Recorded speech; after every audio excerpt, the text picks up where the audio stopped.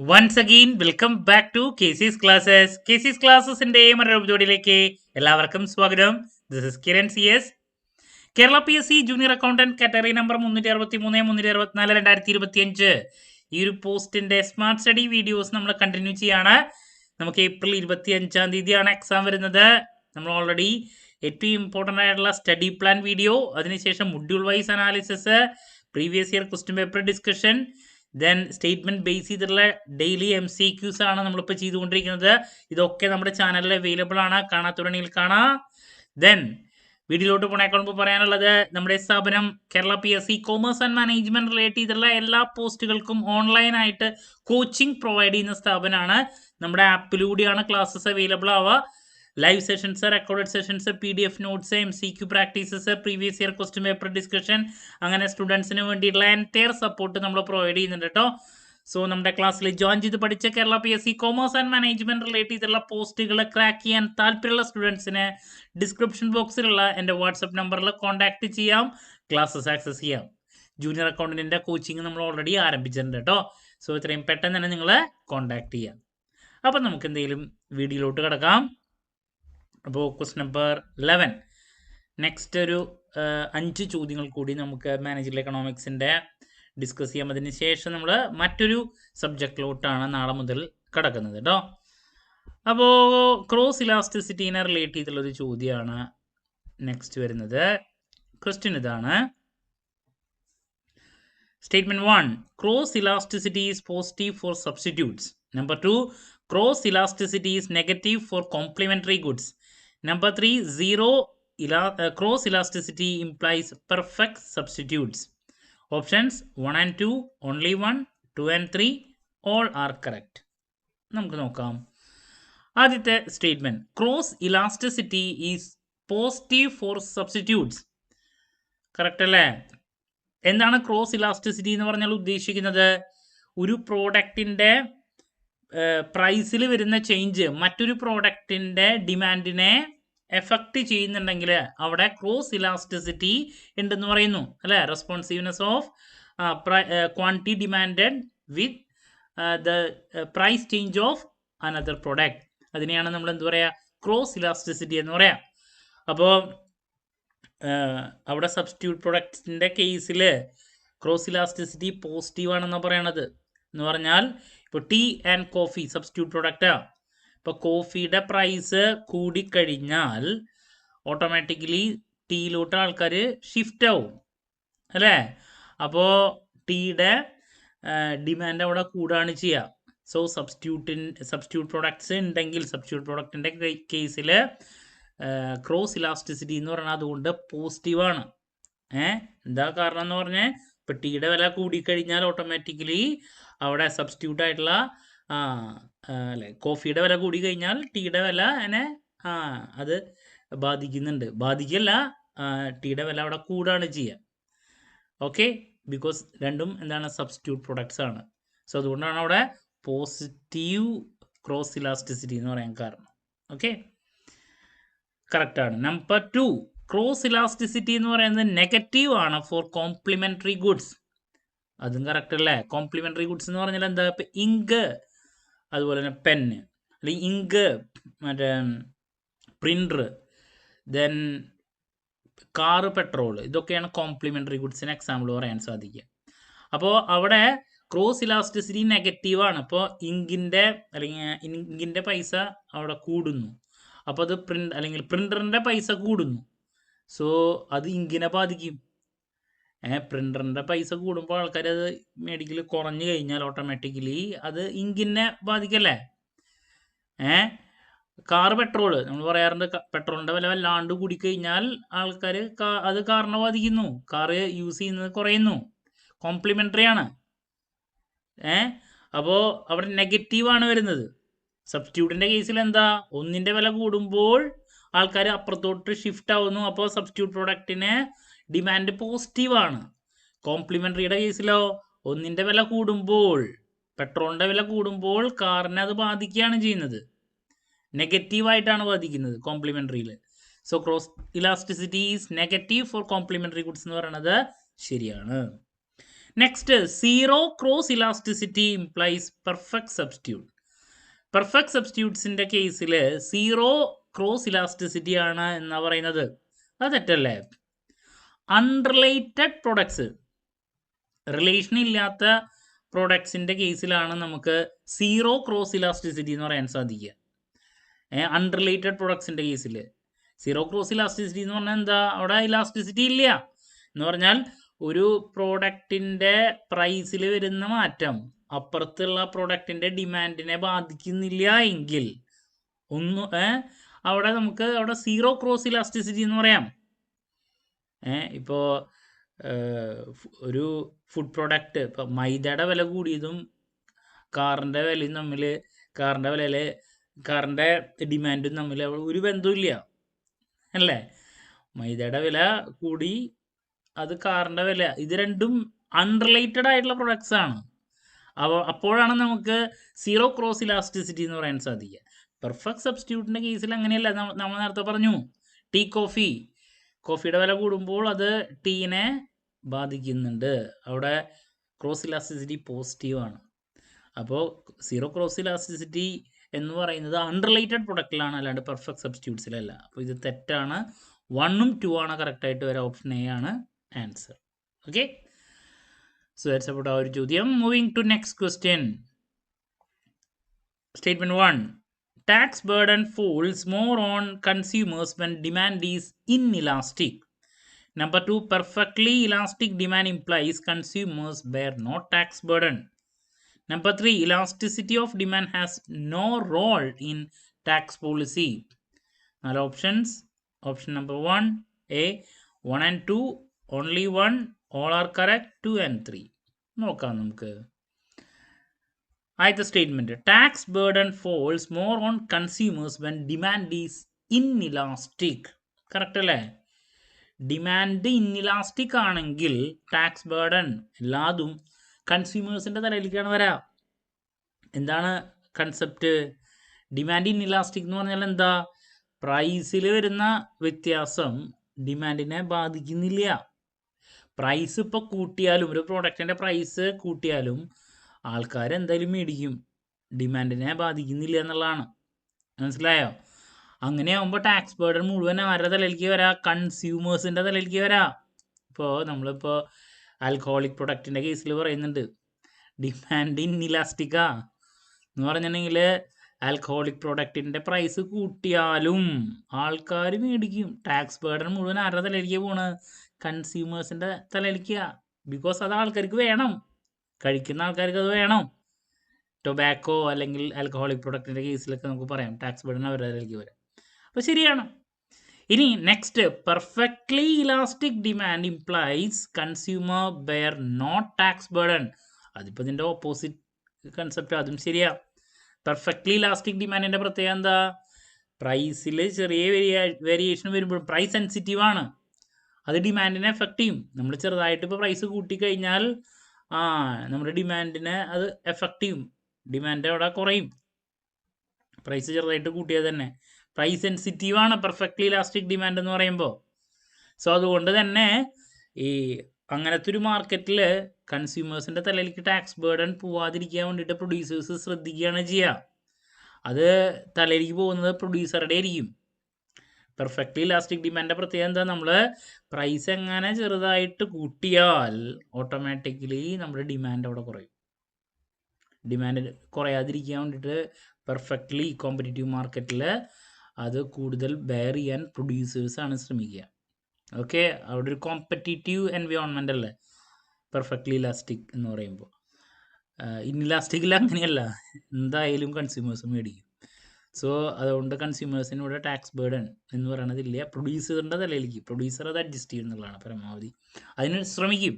Okay, ഇനി കറക്റ്റാണ് statement. Then elasticity of demand has no role in tax policy. അത് തെറ്റാണ്.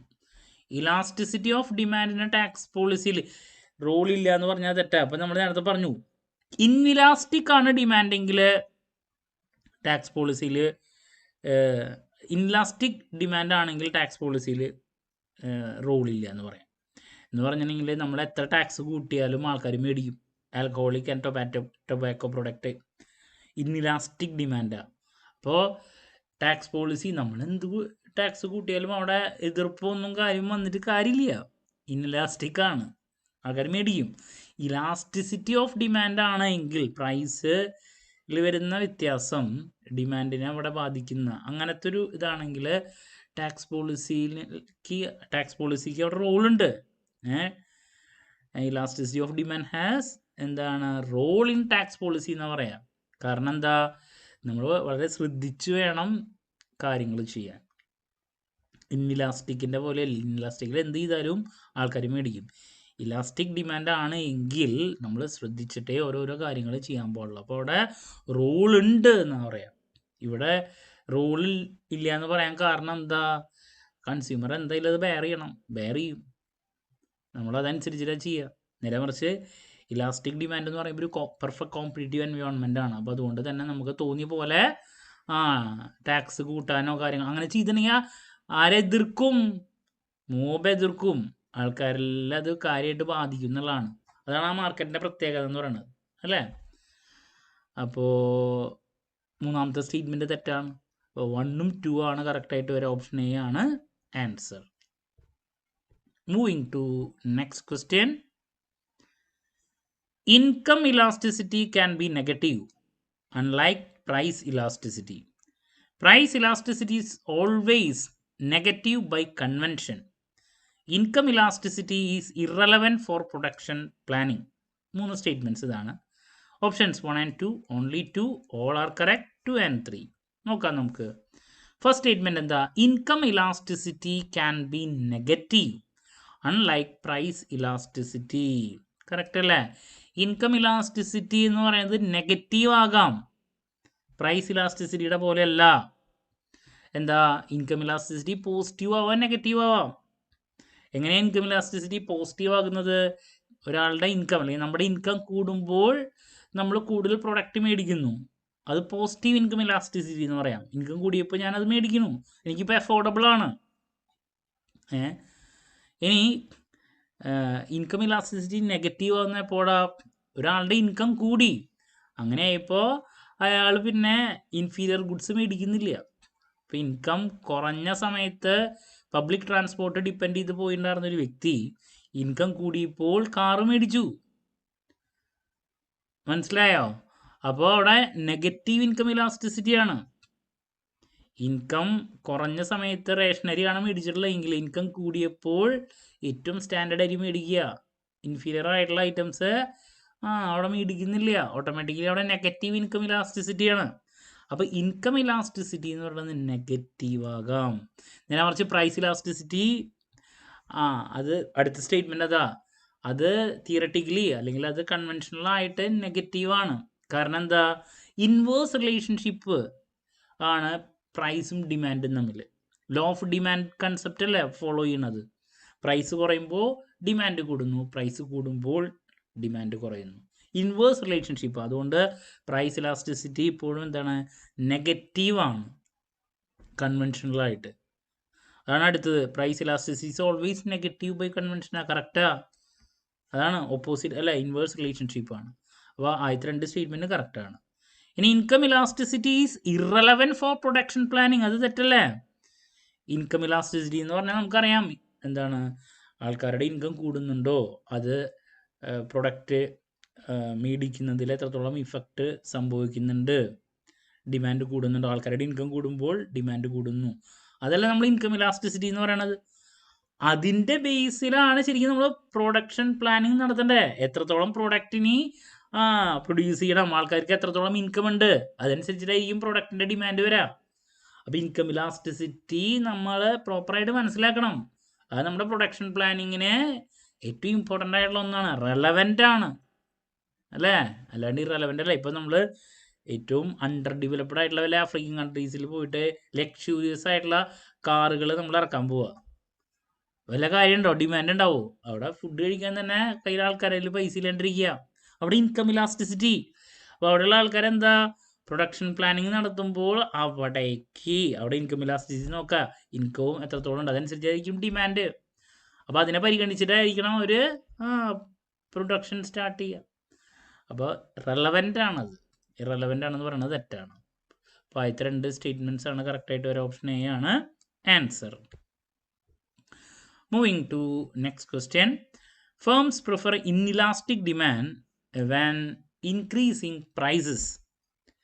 Number 2, high advertising elasticity justifies increased ad spending. Number 3, elastic demand discourages price competition. Another options. Option A 1 and 2, only 1, all are correct. 2 and 3. നമുക്ക് നോക്കാം. നമുക്ക് നോക്കാം. ആദ്യത്തെ statement എന്താ? Firms prefer inelastic demand when increasing prices. Correct അല്ലേ? എന്താണ് അതിൻ്റെ meaning? Firms prefer inelastic demand. Inelastic demand എന്ന് പറഞ്ഞാൽ എന്താ ഉദ്ദേശിക്കുന്നത്? പ്രൈസ് സെൻസിറ്റീവ് അല്ല. നമ്മൾ പ്രൈസ് ഇപ്പോൾ കൂട്ടിന്ന് ഇരിക്കുക, അപ്പോൾ പ്രൈസ് സാധാരണ കൂടുമ്പോൾ ഡിമാൻഡ് കുറയുന്നല്ലേ. ബട്ട് ഇൻഇലാസ്റ്റിക് ഡിമാൻഡ് ആണെങ്കിൽ എന്താ അവിടെ? പ്രൈസ് കൂടിയാലും അത് ഡിമാൻഡിനെ ബാധിക്കുന്നില്ല, ആൾക്കാർ എന്തായാലും മേടിക്കും.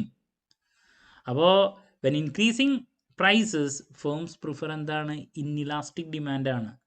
അപ്പോൾ നമ്മൾ പ്രൈസ് കൂട്ടിയാലും നമ്മുടെ ഉള്ള ഡിമാൻഡ് കുറയാനുള്ള സാധ്യത വളരെ കുറവാണ്. കുറച്ച് ആൾക്കാരൊക്കെ ചിലപ്പോൾ മേടിക്കാതിരിക്കുള്ളൂ. അപ്പോൾ എക്സാമ്പിൾ പറയുകയാണെങ്കിൽ ലൈഫ് സേവിങ് മെഡിസിൻസ് ഉണ്ട് അല്ലേ, അതെന്തായാലും ആൾക്കാർക്ക് വേണ്ടതാണ്. അപ്പോൾ നമ്മളിപ്പോൾ അതിൽ കുറച്ച് ആൾക്കാർ, കമ്പനീസ് അതിൽ കുറച്ച് വില കൂട്ടിയാലും ആൾക്കാരത് മേടിക്കും. ഇൻഇലാസ്റ്റിക് ആണ് അതിൻ്റെ demand. So firms prefer inelastic demand when increasing prices. Price അവിടെ കൂടിയാലും ആൾക്കാർ മേടിക്കും. ഇപ്പോൾ നമ്മൾ നേരത്തെ ഇൻഇലാസ്റ്റിക് ഡിമാൻഡിൻ്റെ എക്സാമ്പിൾ ആൽക്കഹോളിക് പ്രൊഡക്റ്റിൻ്റെ കേസിൽ പറഞ്ഞു. ഇൻഇലാസ്റ്റിക് ആണ്, പ്രൈസ് കൂടിയാൽ ആൾക്കാർ മേടിക്കും. സോ കറക്റ്റാണ്. Then number 2, high advertising elasticity justifies increased ad spending. അതും കറക്റ്റ് അല്ലേ? ഹൈ അഡ്വർടൈസിങ് ഇലാസ്റ്റിസിറ്റി എന്ന് പറഞ്ഞാൽ എന്താ ഉദ്ദേശിക്കുന്നത്? നമ്മൾ അഡ്വർടൈസ്മെൻറ്റ് കൂടുതൽ അവിടെ അതിന് വേണ്ടിയിട്ട് എമൗണ്ട് സ്പെൻഡ് ചെയ്യുമ്പോൾ നമ്മുടെ സെയിൽസ് കൂടുന്നുണ്ടെങ്കിൽ, സെയിൽസ് എന്ന് പറഞ്ഞാൽ ഡിമാൻഡ് കൂടുന്നുണ്ടെങ്കിൽ നമുക്ക് പറയാം അവിടെ ഹൈ അഡ്വർടൈസിങ് ഇലാസ്റ്റിസിറ്റിയാണ്. സോ ഹൈ അഡ്വർടൈസിങ് ഇലാസ്റ്റിസിറ്റി ഉണ്ടെങ്കിൽ it justifies increased ad spending. നമുക്ക് അവിടെ ആഡിന് വേണ്ടിയിട്ട്, അഡ്വർടൈസ്മെൻറ്റിന് വേണ്ടിയിട്ട് കൂടുതൽ സ്പെൻഡ് ചെയ്യാം. അവിടെ ജസ്റ്റിഫിക്കേഷൻ ഉണ്ട്, എന്തുകൊണ്ട് നിങ്ങൾ ഇത്രത്തോളം എമൗണ്ട് സ്പെൻഡ് ചെയ്തു എന്ന് ചോദിച്ചിട്ടുണ്ടെങ്കിൽ ഹൈ അഡ്വർടൈസിങ് ഇലാസ്റ്റിസിറ്റി ആണ്. നമ്മൾ എത്രത്തോളം അഡ്വർടൈസ്മെൻറ്റിന് വേണ്ടിയിട്ട് സ്പെൻഡ് ചെയ്യണു അവിടെ അത്രത്തോളം നമ്മുടെ സെയിൽസ് കൂടുന്നുണ്ട്. ദാറ്റ് മീൻസ് ക്വാണ്ടിറ്റി കൂടുന്നുണ്ട്. അപ്പോൾ ഹൈ അഡ്വർടൈസിങ് ഇലാസ്റ്റിസിറ്റി ഉണ്ടെങ്കിൽ വി ക്യാൻ സ്പെൻഡ് മോർ. അപ്പോൾ അതിന് ജസ്റ്റിഫൈ ചെയ്യണമെങ്കിൽ അഡ്വർടൈസിങ് ഇൻക്രീസ്ഡ് ആഡ് സ്പെൻഡിങ്ങിനെ ജസ്റ്റിഫൈ ചെയ്യണമെങ്കിൽ അവിടെ ഹൈ അഡ്വർടൈസിങ് ഇലാസ്റ്റിസിറ്റി ഉണ്ടായിരിക്കണം. കറക്റ്റാണ്. Number 3, elastic demand discourages price competition. അത് തെറ്റല്ലേ? ഇലാസ്റ്റിക് ഡിമാൻഡ് എന്ന് പറയുമ്പോൾ എന്താ ഉദ്ദേശിക്കുന്നത്? പ്രൈസ് സെൻസിറ്റീവ് ആണ്. പ്രൈസിൽ ചെറിയൊരു വ്യത്യാസം വരുമ്പോൾ തന്നെ അത് ഡിമാൻഡിനെ ബാധിക്കുന്നു എന്നുള്ളതാണ് ഇലാസ്റ്റിക് ഡിമാൻഡ് എന്ന് പറഞ്ഞാൽ ഉദ്ദേശിക്കുന്നത്. സോ പെർഫെക്റ്റ് കോമ്പറ്റീറ്റീവ് എൻവയോൺമെൻ്റ് ആണ്. സോ അവിടെ എന്താണ്, കോമ്പറ്റീഷൻ കൂടുതലല്ല, അവരെ എൻകറേജ് ചെയ്യാണ് ചെയ്യുക. Elastic demand encourages price competition. Sensitive ആണ് പ്രൈസിൽ ചെറിയൊരു വേരിയേഷൻ പോലും ഡിമാൻഡിനെ ബാധിക്കും. നമ്മളിപ്പോൾ ചെറിയ വ്യത്യാസം പ്രൈസിനെ വരുത്തിയെങ്കിൽ അപ്പോൾ തന്നെ ആൾക്കാർ അപ്പുറത്തെ പ്രോഡക്റ്റിലോട്ട് ഷിഫ്റ്റ് ആവും. അപ്പോൾ അതിനാണ് ഇലാസ്റ്റിക് ഡിമാൻഡ് എന്ന് പറഞ്ഞാൽ. അപ്പോൾ അവിടെ പ്രൈസ് കോമ്പറ്റീഷൻ എൻകറേജ് ചെയ്യാണ് ചെയ്യുക, ഡിസ്കറേജ് അല്ല. So elastic demand encourages price competition എന്നാണ് ഇവിടെ പറഞ്ഞിരിക്കുന്നത്. Elastic demand discourages price competition, അത് തെറ്റായിട്ടുള്ള സ്റ്റേറ്റ്മെൻ്റ് ആണ്. അപ്പോൾ ആദ്യത്തെ രണ്ട് സ്റ്റേറ്റ്മെൻറ്റ്സ് ആണ് കറക്റ്റായിട്ട് ഒരു ഓപ്ഷൻ എ ആണ് ആൻസർ. ഓക്കെ, സോ നമുക്കൊരു ചോദ്യം കൂടിയും ഡിസ്കസ് ചെയ്ത് മാനേജർ എക്കണോമിക്സിൻ്റെ ഇന്നത്തെ ഒരു സെഷൻ അവസാനിപ്പിക്കാം. അടുത്ത ദിവസം മുതൽ നമ്മൾ മറ്റൊരു മൊഡ്യൂളിലത്തെ ഇൻട്രൊഡക്ഷൻ പാർട്ടായിരിക്കും MCQs ആയിട്ട് ഡിസ്കസ് ചെയ്യാം കേട്ടോ. സോ നെക്സ്റ്റ് ക്വസ്റ്റ്യൻ, ആദ്യത്തെ statement, long run price elasticity is usually higher than short run elasticity. Number 2, habit formation reduces short run elasticity. Number 3, long run elasticity is always infinite. Options 1 and 2, only 1, all are correct. Then 2 and 3 നമുക്ക് നോക്കാം. Number 1, long run price elasticity is usually higher than short run elasticity. നമ്മൾ കഴിഞ്ഞ ദിവസം discuss ചെയ്തതാണ്. Short run elasticity എന്ന് പറയുന്നത് long റണ്ണിനെ compare ചെയ്യുമ്പോൾ short run കുറവാണ്. ലോങ് റൺ പ്രൈസ് ഇലാസ്റ്റിസിറ്റി ആണ് കൂടുതലായിട്ട് വരാം. എന്താ എക്സാമ്പിൾ പറഞ്ഞേ? ഇപ്പോൾ ഷോർട്ട് പീരീഡ് ഓഫ് ടൈമിൽ ഇപ്പോൾ നമ്മൾ ഓൾറെഡി യൂസ് ചെയ്യുന്ന പല പ്രൊഡക്റ്റുകളുണ്ടായിരിക്കും. ഇപ്പം ഞാൻ കഴിഞ്ഞ ദിവസം പറഞ്ഞു, ഞാനിപ്പോൾ യൂസ് ചെയ്യുന്നത് ഇപ്പോൾ കാറ് ഈ പറയുന്ന പെട്രോൾ കാറാണ്. നല്ല കാറാണ്, ഞാൻ മേടിച്ചിട്ട് അധികം ഒന്നും ആയിട്ടില്ല, നല്ല കാര്യങ്ങളൊക്കെ ഉണ്ട്. അവിടെ ഇലക്ട്രിക് കാറുകൾ ഏറ്റവും നല്ല ഫീച്ചേഴ്സ് ഒക്കെ വെച്ചിട്ടുള്ളത് വരാണ്. അപ്പോൾ ഞാൻ ഓൾറെഡി യൂസ് ചെയ്യുന്ന പ്രൊഡക്റ്റ് നല്ലതാണ്. അപ്പോൾ അപ്പുറത്ത് നല്ല ഫീച്ചറുള്ള ഇലക്ട്രിക് കാറുകൾ, അതിൻ്റെ കുറേ ബെനിഫിറ്റ് ഒക്കെ വന്നിട്ട് നമ്മുടെ മുമ്പിൽ വരാണ്. അപ്പോൾ നമ്മൾ അതിലോട്ട് ഷോർട്ട് റണ്ണിൽ ഷിഫ്റ്റ് ആവില്ല. ഷോർട്ട് റണ്ണിൽ ഷോർട്ട് പീരീഡ് ഓഫ് ടൈമിൽ മാറ്റില്ലേ, നമ്മൾ ഓൾറെഡി യൂസ് ചെയ്യുന്ന തന്നെ ആയിരിക്കും. അപ്പോൾ അവിടെ ഡിമാൻഡിനെ കാര്യമായിട്ട് അത് ബാധിക്കുന്നില്ലേ. ഷോർട്ട് റണ്ണിലെ പ്രൈസ് ഇലാസ്റ്റിസിറ്റി എന്ന് പറയുന്നത് അതുകൊണ്ട് തന്നെ കുറവാണ് കമ്പയറിങ് ലോങ് റൺ. നേരെ മറിച്ച് ലോങ് റണ്ണിൽ ഞാൻ ഈ പറയുന്ന പെട്രോൾ കാർ നിർത്തി ഈ ഇലക്ട്രിക് കാറിലോട്ട് പോകാനുള്ള സമയം എനിക്കുണ്ട്. അവിടെ ഇലാസ്റ്റിസിറ്റി ഉണ്ടായിരിക്കും എന്നുള്ളതാണ്. ഇപ്പോൾ ലോങ് റണ്ണിൽ എൻ്റെ താല്പര്യത്തിൽ വ്യത്യാസം വരാനും ഇലാസ്റ്റിസിറ്റി അല്ലേ, പ്രോഡക്റ്റിൻ്റെ ഡിമാൻഡിൽ വ്യത്യാസം വരാനുള്ള സാധ്യതയുണ്ട്. ബിക്കോസ് എൻ്റെ ഹാബിറ്റ് മാറ്റി പുതിയ പ്രോഡക്റ്റിലോട്ട് അവിടെ മാറാനുള്ള ടൈം ഉണ്ട്. അപ്പോൾ അതുകൊണ്ടാണ് long run price elasticity is usually higher than short run. Short റണ്ണിൽ എന്തുകൊണ്ടാണ് അത് നടക്കാത്ത? ഓൾറെഡി ഞാൻ ഫോളോ ചെയ്യുന്ന ഹാബിറ്റ് ഉണ്ടായിരിക്കും, എൻ്റെ യൂസ് ചെയ്യുന്ന പ്രൊഡക്റ്റ് ഉണ്ടായിരിക്കും നല്ലതായിട്ടുള്ളത്. അതിൽ നിന്ന് വ്യത്യാസം വരുത്തി മറ്റേലേക്ക് പോകാൻ വേണ്ടിയുള്ള ഒരു ടൈം ഷോർട്ട് റണ്ണിലില്ല, ലോങ് റണ്ണിൽ അതുണ്ട്. അപ്പോൾ ആദ്യത്തെ സ്റ്റേറ്റ്മെൻറ്റ് കറക്റ്റാണ്. ഇനി habit formation reduces short run elasticity. നമ്മൾ നേരത്തെ പറഞ്ഞു ഹാബിറ്റ്, ആൾക്കാർ ഫോളോ ചെയ്യുന്ന ഹാബിറ്റ് ഫോർമേഷൻ, ഹാബിറ്റ് അതാണ് ഷോർട്ട് റൺ ഇലാസ്റ്റിസിറ്റി കുറയ്ക്കാനുള്ളൊരു കാരണം. കറക്റ്റ് അല്ലേ? ഞാൻ എന്താണ് കാലങ്ങളായിട്ട് വായിച്ചുകൊണ്ടിരിക്കുന്ന പത്രം എന്ന് പറയുന്നത് ഇപ്പോൾ മാതൃഭൂമിയാണ്. പെട്ടെന്ന് വേറെ ഒരെണ്ണം വന്നു, അപ്പോൾ അതിൽ നിന്ന് മറ്റേതിലേക്കൊന്ന് ഷിഫ്റ്റ് ആവാൻ ഷോർട്ട് റണ്ണിൽ ചിലപ്പോൾ പറ്റില്ല. അപ്പോൾ പുതിയൊരു ചാനൽ വരുന്നു, പെട്ടെന്ന് ചിലപ്പോൾ ഷിഫ്റ്റായി പോവും. ഓൾറെഡി നമ്മൾ സ്ഥിരമായിട്ട് ഒന്നാണ് യൂസ് ചെയ്യുന്നതെങ്കിൽ ചിലർക്ക് ലോയൽ കസ്റ്റമേഴ്സ് ഉണ്ടായിരിക്കും. ഇപ്പോൾ കാലങ്ങളായിട്ട് കല്യാൺ സിൽക്സിൽ നിന്ന് മാത്രം ഡ്രസ്സ് എടുക്കുന്ന ആൾക്കാർ, അപ്പുറത്ത് പുതിയത് തൊട്ടപ്പുറത്തൊരു ഷോപ്പ് വന്നാൽ ഷോർട്ട് റണ്ണിൽ ചിലപ്പോൾ പെട്ടെന്ന് അപ്പുറത്തേക്ക് പോകാത്ത ആൾക്കാരുണ്ടായിരിക്കും. ഹാബിറ്റ്. ഇപ്പോൾ കാലങ്ങളായിട്ട് കാപ്പി മാത്രം കുടിക്കുന്നു, ചായ മാത്രം കുടിക്കുന്ന ആൾ പെട്ടെന്ന് ഗ്രീൻ ടീയിലോട്ട് ഷിഫ്റ്റ് ആവാൻ പറഞ്ഞു ഡോക്ടർ. മാറാൻ ഷോർട്ട് റണ്ണിൽ ഭയങ്കര പാടായിരിക്കും. ഹാബിറ്റ് ഫോർമേഷനാണ് അതുകൊണ്ട് തന്നെ ഷോർട്ട് റൺ ഇലാസ്റ്റിസിറ്റി കുറയ്ക്കുന്നത്. നമ്മൾ അടുത്ത് പറഞ്ഞതാണ്. ഇതിനെ വെച്ച് ലോങ് റണ്ണിൽ പറ്റും, ടൈം എടുത്ത് പതുക്കെ പതുക്കെ ഹാബിറ്റ് മാറ്റി അപ്പുറത്ത് നമുക്ക് വേറൊരു പ്രോഡക്റ്റിലോട്ട് മാറാം. ഓക്കെ, അപ്പോൾ കറക്റ്റാണ്. ഇനി number 3, long run elasticity is always infinite. ഇപ്പം നമ്മൾ നേരത്തെ പറഞ്ഞു ലോങ് റണ്ണിലാണ് ഇലാസ്റ്റിസിറ്റി കൂടുതൽ.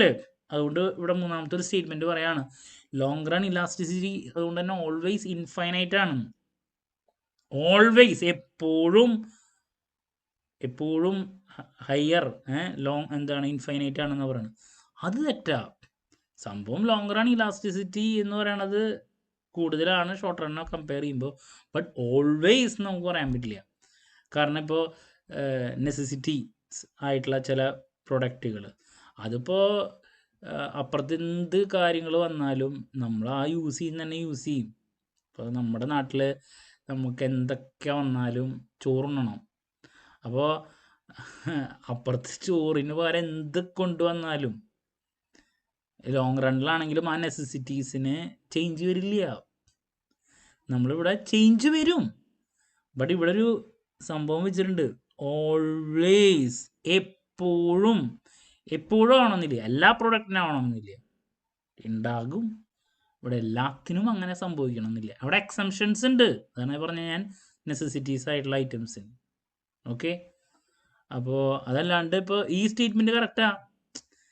ഷോർട്ട് റണ്ണിന് വെച്ച് കമ്പയർ ചെയ്യുമ്പോൾ ഇലാസ്റ്റിസിറ്റി കൂടുതലാണ് ലോങ് റണ്ണിൽ തന്നെയാണ് ഇലാസ്റ്റിസിറ്റി കൂടുതലായിട്ട് വരുന്നത്. ബട്ട് എപ്പോഴും എല്ലാ പ്രൊഡക്റ്റിനും അങ്ങനെയാണെന്ന് നമുക്ക് പറയാൻ പറ്റില്ല. അതുകൊണ്ടാണ് ഈ സ്റ്റേറ്റ്മെൻറ്റ് തെറ്റെന്ന് പറയുന്നത്. ഓക്കെ, അപ്പോൾ 1ഉം 2 ആണ് കറക്റ്റായിട്ട് ഒരു ഓപ്ഷൻ എ ആണ് ആൻസർ. സോ ക്ലാരിറ്റി കിട്ടിയെന്ന് പ്രതീക്ഷിക്കുന്നു. അപ്പോൾ നമ്മളിന്ന് ഡിസ്കസ് ചെയ്തിട്ടുള്ള 5 ചോദ്യങ്ങളുടെയും കൺസെപ്ച്വൽ ക്ലാരിറ്റി നന്നായിട്ട് തലയിലോട്ട് കയറ്റാം. സോ എല്ലാ ദിവസവും നമ്മൾ വീഡിയോസ് അപ്ലോഡ് ചെയ്യുന്നതായിരിക്കും എക്സാം വരെ. നിങ്ങൾക്ക് വേണ്ടിയിട്ടുള്ള എൻറ്റയർ സപ്പോർട്ട് നമ്മൾ പ്രൊവൈഡ് ചെയ്യുന്നതായിരിക്കും. സോ നമ്മുടെ ക്ലാസ്സിൽ ജോയിൻ ചെയ്യാൻ താല്പര്യമുള്ള സ്റ്റുഡൻസിന് ഡിസ്ക്രിപ്ഷൻ ബോക്സിലുള്ള എൻ്റെ വാട്സപ്പ് നമ്പറിൽ കോൺടാക്റ്റ് ചെയ്യാം. നമ്മുടെ സ്ഥാപനത്തിൻ്റെ പ്രത്യേകത കൊമേഴ്സ് ആൻഡ് മാനേജ്മെൻറ്റ് ബേസ് ചെയ്തിട്ടുള്ള PSC കോച്ചിങ് മാത്രം പ്രൊവൈഡ് ചെയ്യുന്ന സ്ഥാപനമാണ്. സോ നമുക്കറിയാം ഏത് രീതിയിലാണ് കാര്യങ്ങൾ കുട്ടികളിലോട്ട് എത്തിക്കേണ്ടത് എന്നുള്ളത്. ജനറൽ PSC മറ്റു കാര്യങ്ങളല്ല, സബ്ജക്റ്റ് മാത്രമാണ് നമ്മൾ പ്രൊവൈഡ് ചെയ്യുന്നത്. അതുകൊണ്ട് തന്നെ നിങ്ങൾക്ക് വളരെ യൂസ്ഫുൾ ആയിരിക്കും. സോ എന്ത് ഡൗട്ട് ഉണ്ടെങ്കിലും കമൻറ്റ് ചെയ്യുക, അതിനുള്ള മറുപടി ഞാൻ വീഡിയോസിലൂടെ നൽകുന്നതായിരിക്കും. മറ്റൊരു വീഡിയോയുമായി വീണ്ടും കാണാമെന്നുള്ള പ്രതീക്ഷയോടെ നിർത്തുന്നു. This is Kiran CS signing off. Have a nice day. Thank U.